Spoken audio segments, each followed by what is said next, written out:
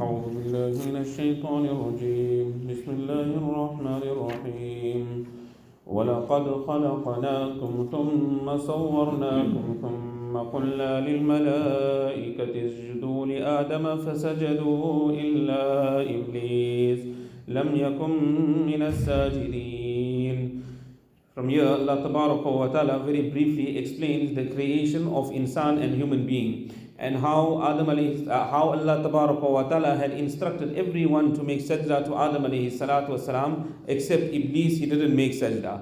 So Allah Ta'ala says, وَلَقَدْ خَلَقَنَاكُمْ, that most certainly we had created you. You are referring to Hazrat Adam alayhi salatu wasalam. Although the plural is used, the reference goes to Adam alayhi salatu wasalam. ثُمَّ صَوَّرْنَاكُمْ, then we had shaped you. ثُمَّ قُلْنَا لِلْمَلَائِكَةِ اسْجُدُوا لِآدَمَ, then we said to the malaika that make sajda to Adam alayhi salatu wasalam. فَسَجَدُوا إِلَّا إِبْلِيسِ, they all made sajda to Adam alayhi salam except Iblis. This sajda was not a sajda of ibadat. In our Shariat, this sajda is the Sharia of salam, making salam to Adam alayhi salam. In the previous ummah, this sajda was permissible, where you make sajda of salam to somebody. But in our Shariat, even this sajda is prohibited. You cannot make sajda for any human being except Allah wa ta'ala. So they all made sajda except Iblis. Iblis was never from the malaika. Iblis was from the jinnat. But he had made so much of ibadat of Allah wa ta'ala that Allah ta'ala had elevated him. Allah ta'ala raised him to the stage of the malaika. So much of ibadat of Allah ta'ala he had made. But here he didn't make sajda. Lam yakum minas sajidin, he was not from amongst those that made sajda. So قال ما منعك ألا تسجد إذ أمرتك. Allah wa ta'ala said, what prevented you that you did not make sajda when I commanded you to make sajda? قال أنا خير من, he responded, he said that I am better than insan. Why? Because he was made from fire. Shaitan, he was made from fire, and insan, he is made from sand. What is the quality of sand? Sand is something that sinks into the ground, and fire is something that rises. So see, Shaitan, he used logic. Whereas in our Shariat and in our Deen, there is no place for logic whatsoever. Hazrat Ali radiallahu ta'ala used to say, لَوْ كَانَ الدِّينُ بِالرَّائِ لَكَانَ أَسْفَلُ الْخُفِّ أَوْلَى بِالْمَسْحِ مِنْ أَعْلَاهُ. That if Deen was according to the logic of a person, then a person, he shouldn't make masa on the top of the khuffain. When a person is wearing the leather socks, we make masa on the top of the khuffain. Hazrat Ali radiallahu ta'ala said, it would have been more worthy, we would have made masa on the bottom of the khuffain. Why? It is the bottom of the socks that gets dirty. But we don't make masa on the bottom of the socks, we make masa on the top of the socks. This is a clear indication that Deen is not according to the logic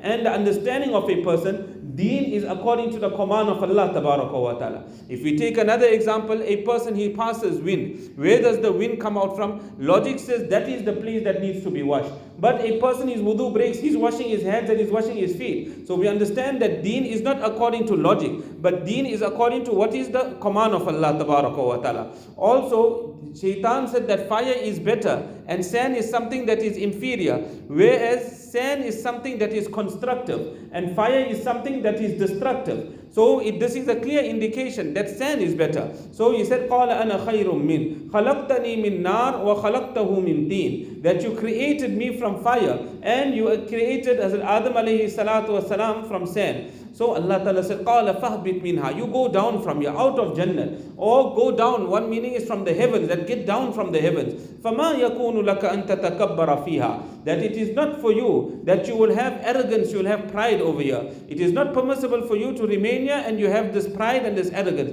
This is a destructive disease. This pride, this arrogance that is in a person, this will destroy a person. Shaitan, it completely destroyed him. He became mardud, he was rejected forever, just because of the arrogance and the pride that he had in him. So Allah Ta'ala said, فَخْرُجْ إِنَّكَ مِنَ الصَّاغِرِينَ, that go out from here. Verily you are from amongst those that has been humiliated, you have been disgraced. قَالَ أَنذِرْنِي إِلَى يَوْمِ يُبْعَثُونَ. Shaitan was so intelligent, he had complete ma'rifat of Allah Ta'ala. He knew Allah wa ta'ala. He knew Allah wa ta'ala will not be overpowered with his anger. So even at that time when he displeased Allah and he was thrown out of Jannah, he goes back to Allah and he says, قَالَ أَنذِرْنِي, he says, give me respite. give me time ila yawmi yub'athun, till the day when people will be resurrected. Meaning that death must not come to me until the people are resurrected tomorrow day of Qiyamah. And after resurrection there is no death. So in other words, he never want to die. So Allah Ta'ala says, innaka minal munzarin, you have been given respite. But in another verse Allah says, ila yawmil waqtil ma'lum, to an appointed time you have been given this respite.